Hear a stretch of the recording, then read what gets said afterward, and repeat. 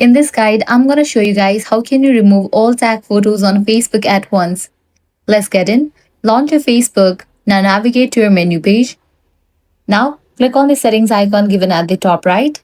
Here you're going to find different section. Scroll down. Navigate to the section Your Activity. Under that you're going to find the option Activity Log. Click on it. Now click on this drop down for your Facebook activity. Now scroll down and click on the option Manage Tags.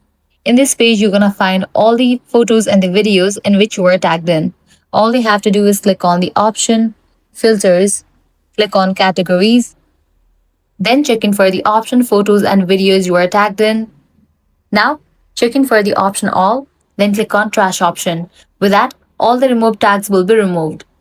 So this is how you can easily remove all tag photos on Facebook at once. If this guide helped you out, do not forget to like, share and subscribe. Thanks for watching.